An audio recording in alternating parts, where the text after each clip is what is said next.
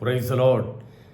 വീണ്ടും ദൈവസന്നിധിയിൽ ആയിരിക്കാൻ കർത്താവ് നമുക്ക് തന്ന ബലത്തെ ഓർത്ത് ദൈവത്തെ സ്തുതിക്കുന്നു.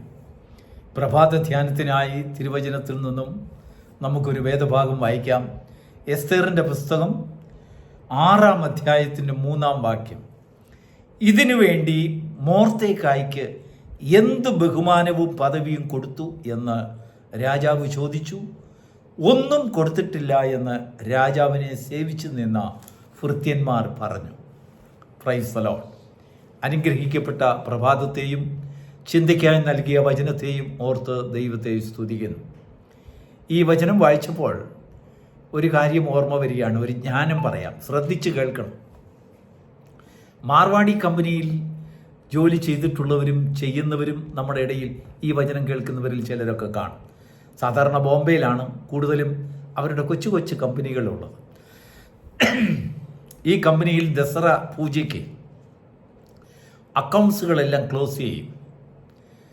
ഇന്നത്തെ പോലെ പണ്ടൊക്കെ ഡിജിറ്റൽ സംവിധാനങ്ങളൊന്നുമില്ല, എല്ലാം മാനുവൽ അക്കൗണ്ട്സിംഗ് ആണ്. ലെഡ്ജറും അക്കൗണ്ട് ബുക്കുകളും എല്ലാം അവരെല്ലാം കണക്കുകളെല്ലാം നോക്കി ആകത്തുകയും വരുമാനവും ലാഭവും നഷ്ടവും ഒക്കെ കണക്കാക്കുമ്പോൾ നഷ്ടത്തിൻ്റെ കൂട്ടത്തിൽ 1% അവർ കൂടുതൽ നഷ്ടമെന്ന് എഴുതി അവർ രേഖപ്പെടുത്തും.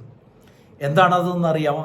ഹ്യൂമൻ എറർ, മാനുഷിക തോൽവികൾ, മനുഷ്യൻ്റെ അളവുകൾ കൊണ്ടും കണക്കുകൾ കൊണ്ടും ഒക്കെ വന്നതായ തെറ്റുകുറ്റങ്ങൾ 1%.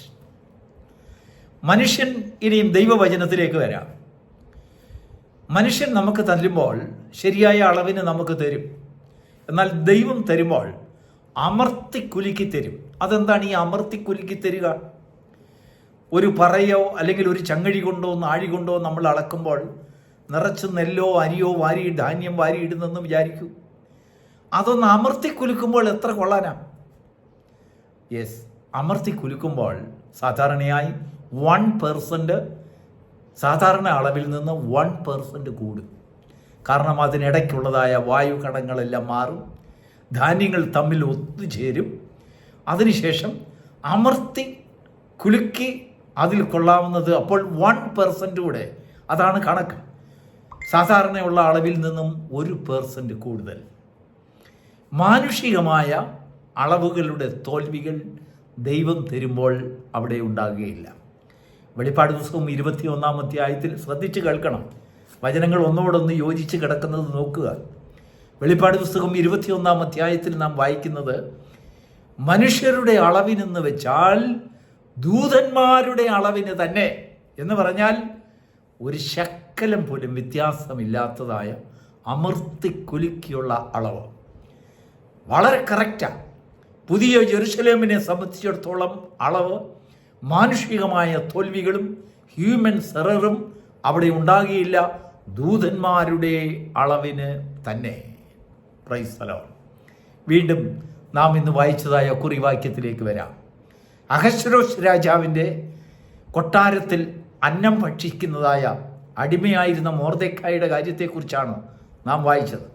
സത്യമാണ്, അദ്ദേഹത്തെയും അദ്ദേഹത്തിൻ്റെ ചിറ്റപ്പൻ്റെ മകളായ എസ്തേറിനെയും അടിമകളാക്കി കൊണ്ടുവന്നപ്പോൾ അവിടെ അഹശ്വേരോശ് രാജാവിൻ്റെ കൊട്ടാരത്തിൻ്റെ വളപ്പിൽ നിന്നാണ് അവർക്ക് അന്നം കഴിക്കുവാൻ യോഗമുണ്ടായത്.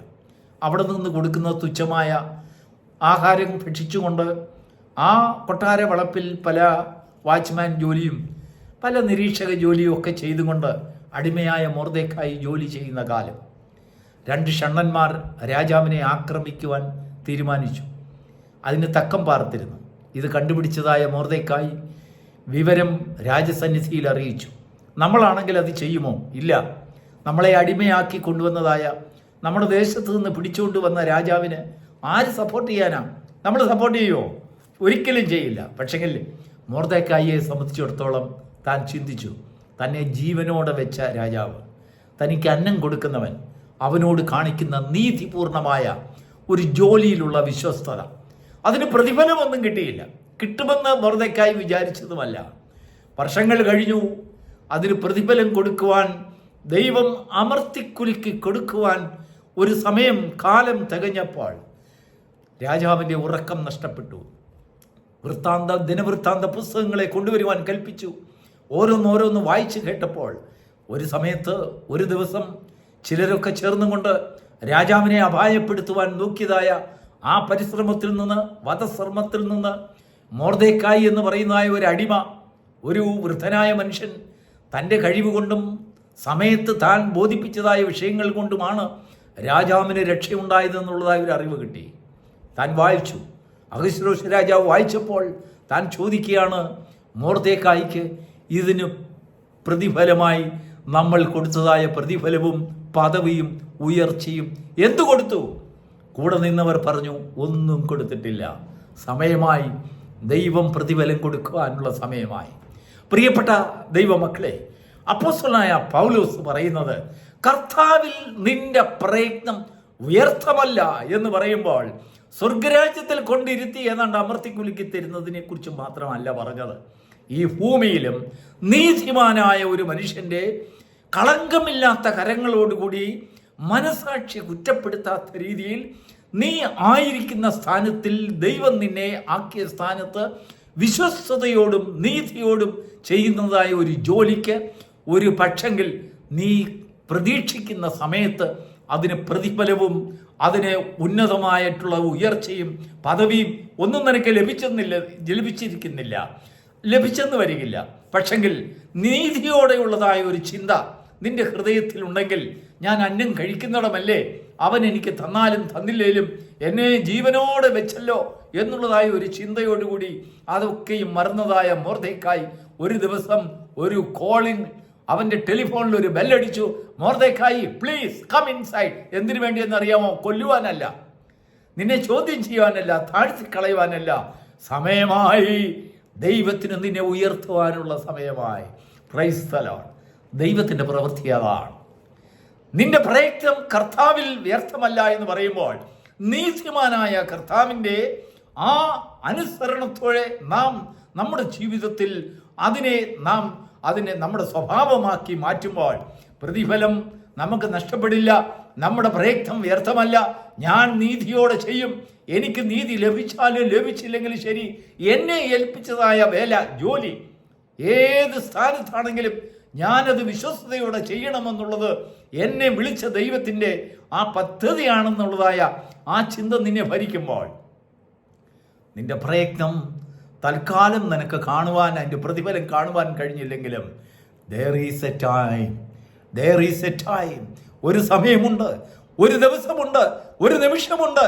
നിന്റെ വിഷയത്തിൽ സർവശക്തൻ ഇടപെടും. ദിനവൃത്താന്ത പുസ്തകങ്ങളെ എടുത്തു നോക്കുന്നതായ ഒരു ദിവസമുണ്ട്. രാജാവിൻ്റെ ഉറക്കം കെടുത്തുന്നതായ ഒരു ദിവസം ദൈവം വരുത്തും. എന്തിനു വേണ്ടിയാണെന്ന് അറിയാമോ? ദൈവത്തിന് വലിയ അത്ഭുതങ്ങളൊന്നും അവിടെ കാണിക്കാനല്ല, എന്നാൽ ഒരു നീതിമാനെ ദൈവത്തിന് ഉയർത്തുവാനുണ്ട്. നീതിമാൻ ഒരു പ്രതിഫലമുണ്ട് നിശ്ചയം എന്ന് ദൈവത്തിൻ്റെ വചനത്തിൽ കാണുന്നതായ ആ വചനം നിവൃത്തിയാകുവാൻ ഒരു സമയമുണ്ട്, ഒരു പ്രതിഫലമുണ്ട്. നീ നീതിമാനാണെങ്കിൽ, നിഷ്കളങ്കനാണെങ്കിൽ, യോബിന്റെ കാര്യത്തിൽ ദൈവം പറയുന്നതായ സാക്ഷ്യം നോക്കൂ. അവൻ നീതിമാൻ, നിഷ്കളങ്കൻ, ദോഷം വിട്ടകലുന്നവൻ. Praise the Lord. ഈ അനുഭവം നമ്മുടെ ജീവിതത്തിലും സ്വായത്തമാക്കി എടുക്കുമെങ്കിൽ ജീവിതത്തിൽ നാം നീറുന്നതായ പല വിഷയങ്ങൾക്കും പരിഹാരം ഒരു ദിവസം ദൈവം വരുത്തും. നമ്മുടെ മുൻപിൽ നാം മറന്നു കളഞ്ഞതായ വിഷയങ്ങൾ, ഒരിക്കലും നീതി ലഭിക്കില്ല എന്ന് നാം കരുതിയത്, ഒരിക്കലും നമുക്കൊന്നും ഇതിന്മേലൊരു പ്രതിഫലം കിട്ടില്ല എന്ന് കരുതിയതായ കാര്യങ്ങൾ ദൈവം ചികഞ്ഞെടുത്തും കൊണ്ടുവരും. എന്തിനാണെന്നറിയാമോ? അമർത്തിക്കുലുക്കി തരുവാൻ.